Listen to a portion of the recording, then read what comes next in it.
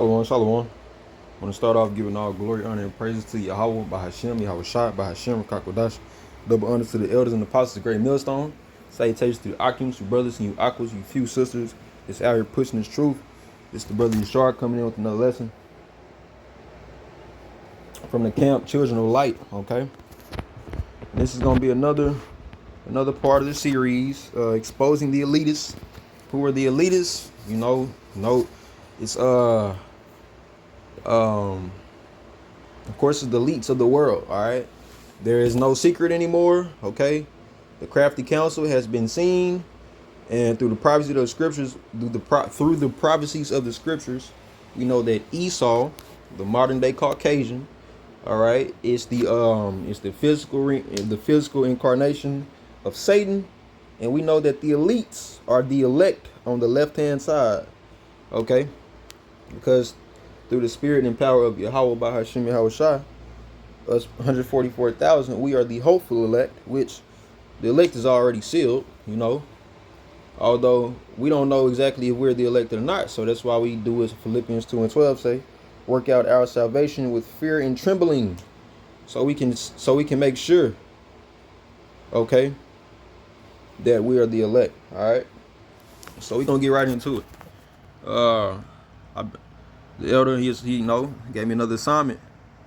Two books: Nature Knows No Color Line and Pagan Christianity. So I'm gonna pull up Pagan Christianity just so you can see, the author, the title, what it's about. All right, and it's all in the name. Just explaining to you how, how this right here, right? We got the white Jesus with the cross. You got the sun in the background, which once again represents Lucifer. All right, the light bearer. Well, he claims the only reason he got the light on his side is because the Most High gave him the light. All right, and Esau, we know he got the power in this earth through the sword. That was his blessing that he was given by Isaac. You got the white angels and all this, bull crap. And then you got the little naked. This is all Christianity. Christians, y'all got to answer to this. Why y'all got pictures of half naked men and fully naked men, and with angels that don't even look like what the Bible describes, and why y'all got this? All right, why? Because it's paganism, pagan Christianity. All right, Yahweh Shai didn't come down like this. He wasn't on the earth representing that, doing that. All right, so that's one book that I was assigned, which I'll have to read that after Nature Knows No Color Line. And it really don't matter how long it takes. It's all about what I've learned, and you brothers should have that same mindset. So then this is what I'm reading currently. This is my first night reading it. Nature Knows No Color Line. There we go. Book. Let's see if, all right, there we go. I'm gonna just read a little bit of the overview. Classic work of black study refuting scientific racism. Nature Knows No Color Line, originally published 1952. And the author of the book was J.A. Rogers, okay? It was a black man. See, Joel Augustus Rogers, which we'll look him up real quick. Before I want to get into the lesson, I just want to introduce you all to, the authors and the John Morant. We ain't worried about that niggard. All right, J.A. Rogers, a black man, all right? So the history's out there, all right? It's all out there. You just got to go look at it. But basically, Nature Knows No Color Line shows you. I'll just read from the book itself. I'm going to be reading from the book, as you can hear in the background. It's up to you, Akims, to go purchase this. I'll just read some of the contents. Let me read here you go. In the historical amplitude of life on Earth, races have been in a state of flux. No, I don't want to read that. Pretty much, man, the Nature Knows No Color Line shows you how African-American, quote-unquote, blacks, okay, Negroid, the Negroid races, what they call us. Remember, proverb and a byword. How we have been in the Roman Empire, the Greek Empire, all in Spain and Germany, Europe, Moors. We all know about them, right? All these different time periods, and black men have always been there. And one highlight that I want to look up again, so you Akims can see this for edification. Before I go into the book, to the meat of it, let's get some milk real quick. This is from page 2.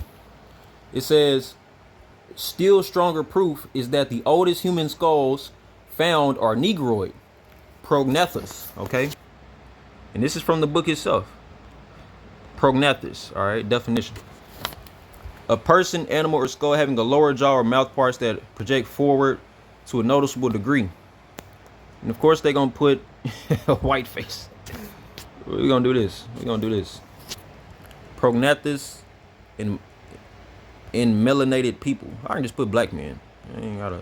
Let's just, you know, give it the 100% specifics. Right. You know. Prognathism. All right. And then it says still stronger proof is that the oldest human skulls found are negroid, prognathes, not Caucasian, orthognathes, which you see right here. You know, which that look kind of more like a Japhite or like an Asian. You know, of course Esau don't want to tell on himself, but we gonna make him tell on himself. It says orthognathes,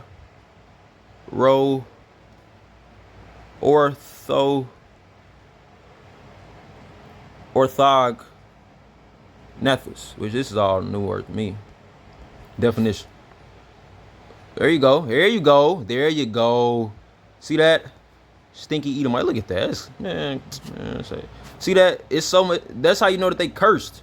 Because they have to get like surgeries and plastic surgeries and take skin off their buttocks and put it on their face and crap and try to, you know, blend in with the world. No. You are a modern day caveman. You can't tell me nothing else about it. All right. You know, Judah, she was better off, you know, just keeping her little look. But hey, man, look. It's okay, because when we get to the kingdom, we're going to be a perfect people. Without further ado, let me read from the book. So pretty much, the narrative of this lesson is, I'm going to be reading pages from this book, which, you know, give history. But then I'm going to show you how, even sometimes in these books, you have to be aware of what you're reading, because if you can't filter that through the scriptures, it is not true. All right. Most of this stuff is true, but they do go off on certain things. But for it's all edification purposes, so let's do it. So we already covered that. Now let me go to my index, my notes. Okay, so it says page 1. What was the first black man? What was the first man like? All right. So it says, reading from the book, page 2. Let's select your page 1. It says, what was the first man like, and of what race? Was he Caucasian or Negro, black or white? Or are both the evolution of some other type? The ancient Greeks believed that black man was white man darkened by the sun. Their mythology says that Phaeton, son of Helios, the sun god, induced his father to let him drive the chariot of the sun one day, and in his lack of skill drove it too near certain lands and burnt black with intense heat the peoples there. So that's what we call Greek Hellenism. Okay? We know it's only one true God. It ain't no Halos. So we'll look that up. Halos, sun god, Greek. All right, Helios. All right, which wasn't nothing but a Jake god. You know, see that? Most High never popped out with his man part showing. All right, that's how we know this is all Edomite philosophy. Just because Jake created it, it's still Edomite philosophy, because they the ones that pushed that on the people. It goes back to the book of First Maccabees. All right. Matter of fact, let's get that real quick, just so we can, you know, attend to some history. Show you it ain't a mystery. It's out there, and we ain't just talking. All right. We know all things. John 8:32. So let's see. I think it's chapter 2.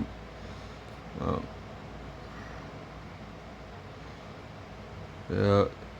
Let's see. Okay, here we go. It says, First Maccabees 1:1, and it happened after that Alexander, son of Philip, the Macedonian, who came out of the land of Chetam, had smitten Darius, king of the Persians and Medes, which you can go on Netflix and look up Alexander, the Making of a God. And it's like 10 episodes, I think, 11 episodes. And they show you exactly what that verse 1 says. How he conquered Darius, the king of the Persians and Medes. Not only them, he conquered Asia and Egypt and all other places. All right, but Alexander, the Making of a God, found it on Netflix. That he reigned in his stead. So he took over, you know, his kingdom. The first over Greece, and made many wars and won many strongholds, and slew the kings of the earth, and went through to the ends of the earth, and took spoils of many nations, insomuch that the earth was quiet before him, right? Because he took over a majority of the known kingdoms on the earth. Whereupon he was exalted, and his heart was lifted up, and he gathered a mighty strong host, and ruled over countries and nations and kings, who became tributaries unto him. To be a tributary unto somebody, well, actually, that's not even the verse I want. It's a different one, because you can still be a tributary unto somebody. That don't mean they can basically pretty much like the Romans did. They said you can go worship your gods and your religions you want, but you gotta pay taxes unto us. But that's actually not the one I wanted. Let me look in Second Maccabees. Matter of fact, let me just pull up my apocrypha. You know, because I don't want to prolong it, Akim, but that was important to what I just read and what I just said. So I actually think that's in Second Maccabees. Let me see. So bear with me. Second Maccabees. No, it's in the first Maccabees.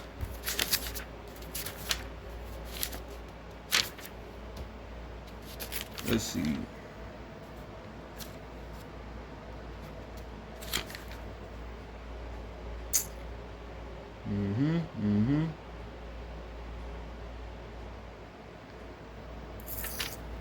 Let me see. I can't find it. Okay, here we go. Just as soon as I said I couldn't find it, you know, spirit willing, allow me to see it. Okay, so this is First Maccabees, chapter 1, verse 41. All right. It says, moreover, King Antiochus wrote to his whole kingdom that all should be one people. Because remember, the Greeks, through Alexander the Great, they conquered majority of the known world. When he died, when he died, his kingdom was split into 4 parts under his 4 generals, which was Ptolemy, Cassander, Seleucus, and then Antigonus, who only reigned for a little bit. He was taken over by Lysimachus. Okay.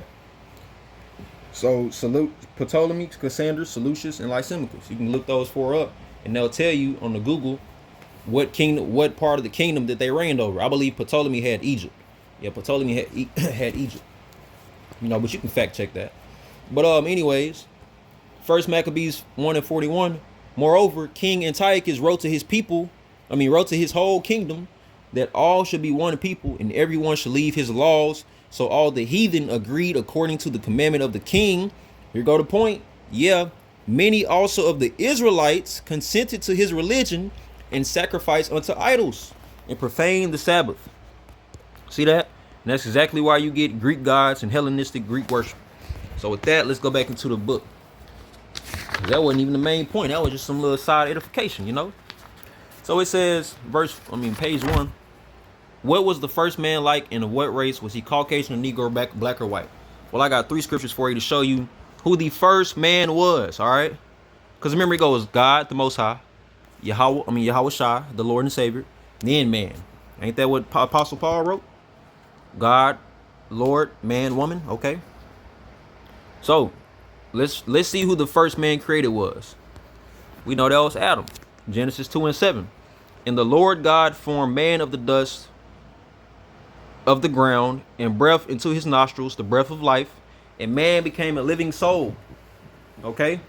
We know that's Adam, all right? We don't even have to prove that. We already know Adam was the first man created. Now that we know the first man created, but wait, that don't say what he looked like, and that don't say whether he was black or white, or purple, or pink, or red. He surely wasn't red. And you're right. Now, we know that the Lord said we are a peculiar people unto him. Then if Adam would look, then that means that Adam would look like the Lord.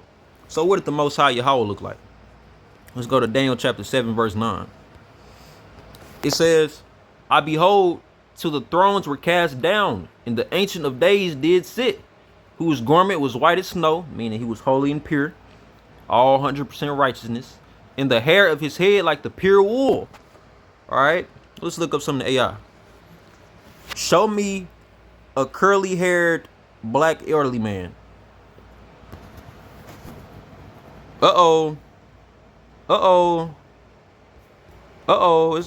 gotta look like a mixture of Kevin Gates and Denzel, but nevertheless, curly hair like wool. Okay. Show me a picture of a black man's curly hair that's gray in the wool of a lamb. There we go. Super Jake. Super Jake. Come on, they got the beards and everything. At least one of them. You know, that's woolly hair right there. All right. You can't tell me it's not. If you saying it's not, you just a liar. All right. All right. So we see that, right? Show me the woolly hair of a lamb or a goat. All right, there you go. Need we say more? So we know that the Most High had black man characteristics. Okay, let's go back to the scripture because it's a little bit more. It says the hair of his head like the pure wool. His throne was like the fiery flame, which is a chariot, and his wheels is burning fire, which describes a chariot. But that's not enough. All right, it ain't. Let's back it up with this because we already it actually is enough, you know. But you're gonna have the fakers and the shakers out there, the false prophets. 1144 call Allah Yahweh Hashem Yahushua.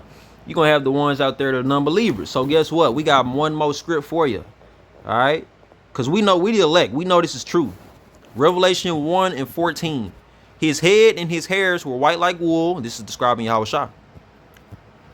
I'll start at 13. And in the midst of the 7 candlesticks, one like unto the Son of Man.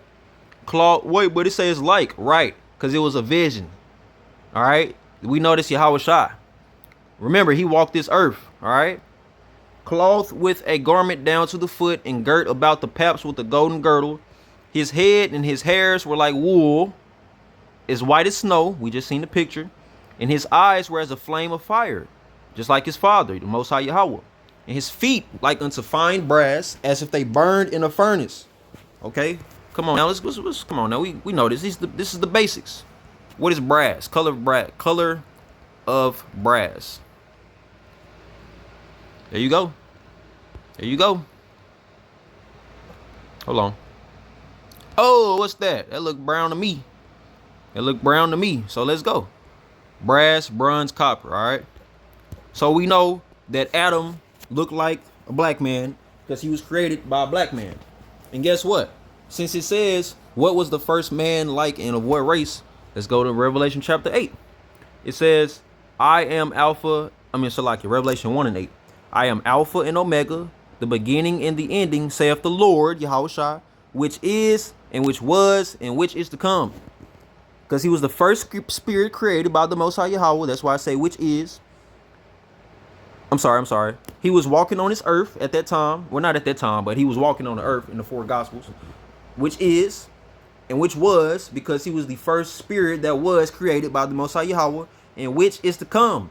Because when he come, he finna destroy this place, America, as we know it, and put all the people of the other nations under subjection, under himself, and us being joint heirs of the throne with him, the hopeful elect.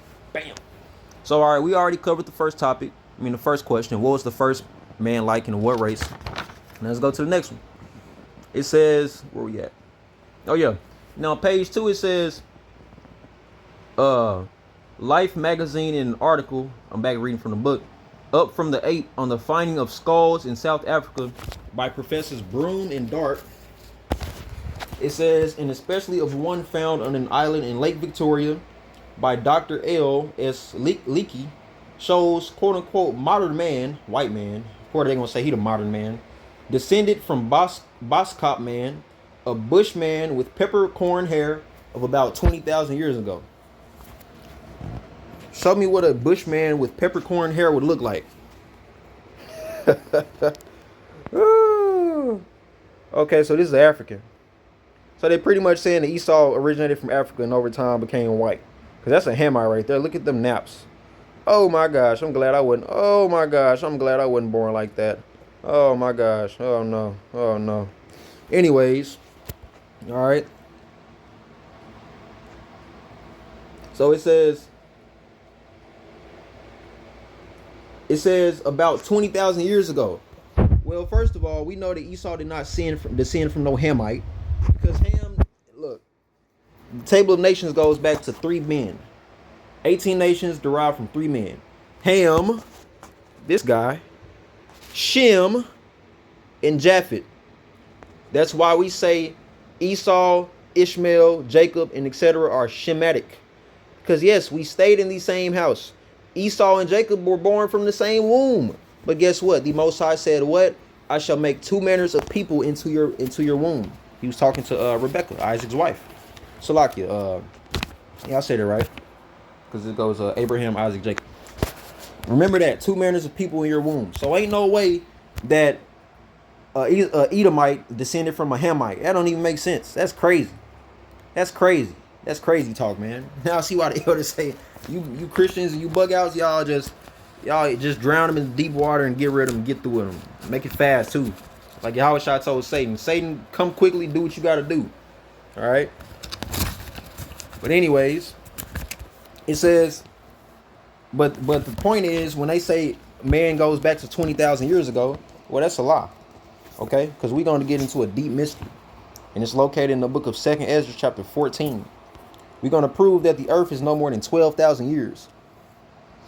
So I'm going to start at verse 10. I'm going to start at 9. 2nd Ezra 14 and 9.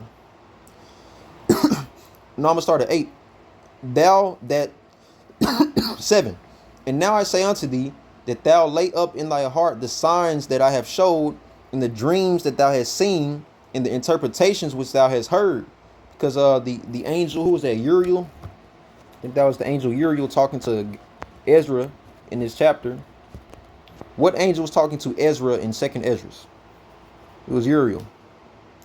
Come. The archangel of wisdom. Ooh. Okay. It says that thou, verse 8, that thou lay up in the heart the signs that I have showed, in the dreams that thou hast seen, in the interpretations which thou hast heard. And just as Ezra saw those back in his time, us prophets see those right now. Because I have a lot of dreams. I actually have dreams every night, every other night. Like today, I had a dream, just for an example, that I had a dream of being around a lot of kids, a lot of little kids crying and playing and laughing and jumping. And I had woke up to work in this big old house, and I made me some breakfast. And then I put on my work uniform. And then it was like the next day, fast forwarded, and I woke up again. And I put on my uniform again, and it was the same thing, like little kids jumping. But I was of a calm spirit. And then when I woke up, I said, okay, that must mean that today at work we finna have a lot of little kids running around. Cause I work in a retail store. You know what I'm saying? I sell phones and electronics and whatnot. You know, so you sitting at your station doing you, and then all of a sudden 15 people could come in, and that's exactly what happened today. I was able to see that through my dream. That's how I know things like this is true. Because today I was waiting on it too. And sure enough, like them first 2 hours, it was a lot of elderly people. And after that, kids start rolling in, kids crying and screaming. You would get the occasional yelling and all that. And I'm looking like, all right, just keep my cool, because you just had a dream about this. Yahweh Shah pretty much put you in the know of what's going to happen. That's why he say, knock at the door and I shall answer, all right? Ask and you shall receive. I shall come and sup with you, all right? So verse 9, it says, for thou shalt be taken away from all, and from henceforth thou shalt remain with my son, and with such as be like thee. Remember, son is talking about Yahweh Shah. And with such as be like thee, which represents the elect, until the times be ended. Right, and we at the end times right now. That's why the elect are being gathered from the four corners of the earth, particularly in America. Verse 10, for the world has lost his youth. Right, we ain't in the times of Moses no more, King David, Adam, Samuel, Solomon. We ain't in them times no more. We ain't in the times of the book of Deuteronomy is past. All right, it's still prophecies in the Old Testament that are written aforetime for our learning, like the scriptures say, that haven't happened quite yet. But we ain't in the time. Jeremiah has already prophesied. Daniel has already prophesied. Isaiah has already prophesied. Ezekiel has already prophesied. This the four gospels have already, they've already been written. Apostle Paul has already been on the scene. So over time, our world has only gotten older and older. That's why I say the times begin to wax old. Now we at the end time. So check this. For the world is divided into 12 parts. Okay, represents 12,000 years, because it took the Most High 7,000 years to make this earth. All right, because that's how he wanted it. How do we know that? Because let me get it real quick. One day to God is 1,000 days to man. This is how we know that it did not take 7 days to create the earth. It took 7,000. This is the book of 2 Peter chapter 3, verse 8. It says, I'm going to start at 7. But the heavens and the earth, which now are, by the same word are kept in store, reserved unto fire against the day of judgment and perdition of ungodly men. See how it lines up accordingly? through what we just read. The earth was youthful. Now it's beginning to wax old. Right. That's why the earth started off as new, a created thing. Now we at the times of the end, so it's got to be destroyed. It says, but beloved, be not ignorant of this one thing, that with the Lord 1 day is as 1,000 years, and 1,000 years is in 1 day. So you go and read Genesis, and it tell you it took 7 days to create the earth. That was 7,000 years. And it only makes sense because that gives the earth time for everything to be populated and created. All right? Because remember, the Most High is all about order. If he wanted to, he could have made it all in 7 days. He could have made it all in 7 minutes, 7 hours, 7 seconds, 7 milliseconds. We can go deeper and deeper, but the order has already been set. All right? Signed and signified by the Most High, Yahweh, nothing else. By the one and only, Most High Yahweh, by Hashem Yahushua. Verse 9, the Lord is not slack concerning his promise, as some men count slackness, IUIC. It's June, ain't no microchip. But is long suffering towards us, the prophets, the elect, not willing that any should perish, but that all should come to repentance, right? Because when you learn you're an Israelite, the faster you can learn you're Israelite and keep these commandments and do the works, the sooner you will be saved, all right? And don't wait, because remember, Yahweh Shah said, he tarries not. That day is going to come as a thief in the night, the day of judgment. Back to 2 Ezra 14 and 11. For the world is divided into 12 parts, 12,000 years, and the 10 parts of it are gone already, meaning 10,000 years have already passed, and half of a 10th part, so that's 10,500 years have already passed. And there remaineth that which is after the half of the 10th part, which is 1,500 years. So at the time that Ezra saw this, it was 1,500 years approximately left on the earth. All right. Hold on, Salakia. Hold on. Let me back that up. What time period was 2 Ezra chapter 14 written? Okay, yeah, I was correct. Written near the end of the 1st century AD, like around AD 100. Because we know that Yahweh Shah was born, AD, Anno Domini, year of the Lord, was what? AD 1. Now we in what? AD 2026. So yeah, it was correct. Little after 1,500 years, okay? That's the mysteries. Verse 13, now therefore set thine house in order. It don't say go and let your daughters do what they want to do and dress how they want to dress. Let your sons be gangbangers and YNs. Let your wives go to clubs and commit adultery and come back to the house like nothing ever happened. No, it says, now therefore set thine house in order and reprove thy people. So show the people their transgressions. Habakkuk 2 and 1. Cry aloud, spare not. Show my people their transgressions. Cry aloud, spare not, KJV. Salakia. Isaiah 51:8. Habakkuk is, I was standing on my watchtower. Cry, for Isaiah 58:1. Cry aloud, spare not. Lift up thy voice like a trumpet and show my people their transgression and the house of Jacob their sins. See that? That's what we're supposed to be doing as prophets. Showing the people how they're going off from their power and what they need to be doing, following his law, statutes, commandments. John 14 and 15. If you love me, keep my commandments. Is all so simple. It says, comfort such of them as be in trouble and now renounce corruption. Right? So let them know, look, bro, you was an Israelite. It's okay. I know you in slavery. I know this job got you beat. I know your woman got you going crazy. I know them kids and that child support. But look, you are an Israelite man. We're going to make it through all this, trusting your power. And we're going to have a whole kingdom. We get every 10, 100 everything, 1,000 everything. Mark 10 and 30. All right. So let's go back to the book. It says, now also in verse 2, it says, unlikeness is most, and I'm gonna end it here because if I take these next 2 pages, it's gonna go another 20-30 minutes. So I'd rather just make part 2 or part 1 and part 2 of this video. Plus it's getting kind of late and I gotta be up in the morning. But this is a lot of edification and there is more coming, believe that. All right. So it says also in page 2 of the book, Nature Knows No Color Line, it says, unlikeness is most observed in the faces of human varieties. But even here, fundamental alikeness remains. Nose, eyes, mouth, ears, hair are located in the same places in the head and function alike. So what the author of this book is going to say is, even though we all look different and, you know, as far as skin color, we're all the same as far as human and mankind, which is true. That is true. You know, the Lord did not create man, woman, and five different other specimens of Homo sapiens. No, it's only man and woman. No matter what nation you are a man or a woman. But it's something that's special about them Israelites. We gonna bring that out. That's the point of it. But even here, it says, furthermore, one is likely to find some point of facial resemblance in individuals of widely different so-called races. Studying faces has been a long life habit with me.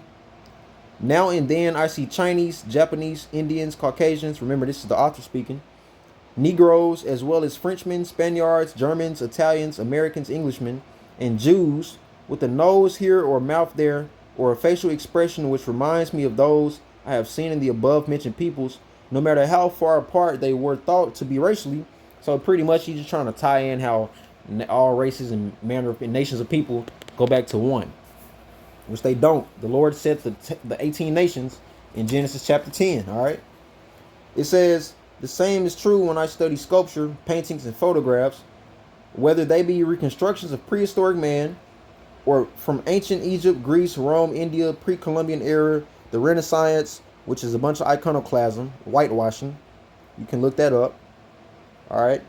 Or in a museum of modern art, I am always seeing resemblances not only among them, but among living persons, including acquaintances. So we're going to show you how no, man are not all equal. All right. You heathens, y'all equal. But guess what? Israel set apart. Let's go to Deuteronomy chapter 14 and 2. All right. But this is just a little precept. This ain't even the whole meat yet. It's just the milk. It says, Deuteronomy 14 and 2, for thou art an holy people unto the Lord thy God, and the Lord hath chosen thee, the Israelites, to be a peculiar people unto himself above all the nations that are upon the earth. So you can't compare us.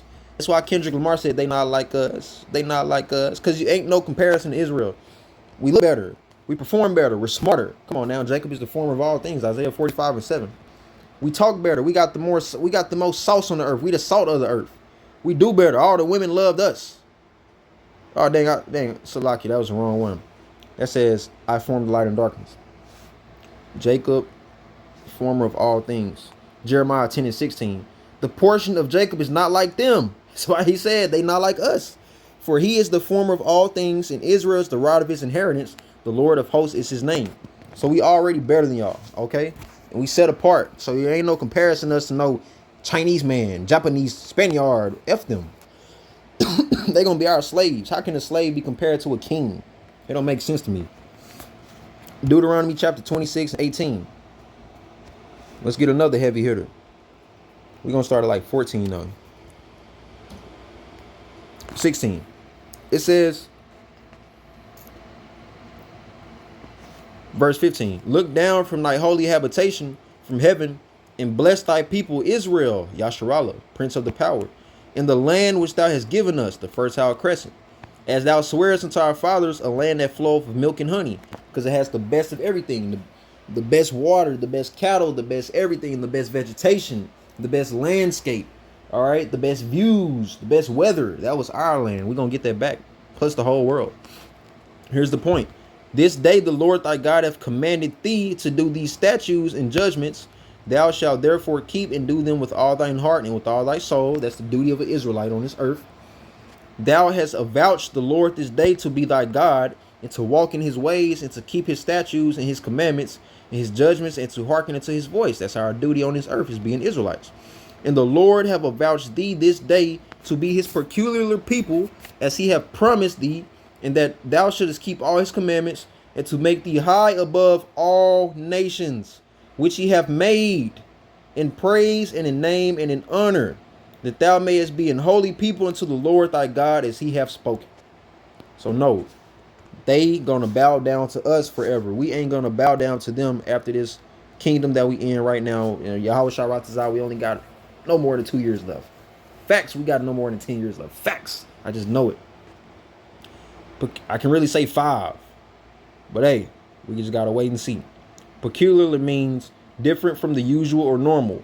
So once again, Israel is the salt of the earth, the prince of the power, the Lord's chosen, holy, peculiar people. They not like us. But wait, there's one more. 1 Peter chapter 2, verse 9. But ye are a chosen generation, a royal priesthood, and holy nation.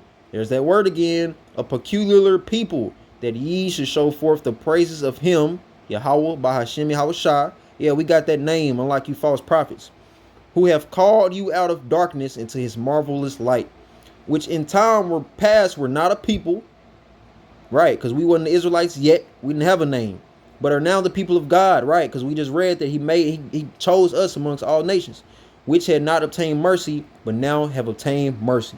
So with that, hope you brothers and sisters was edified. Until the next part 2 of this, shalom.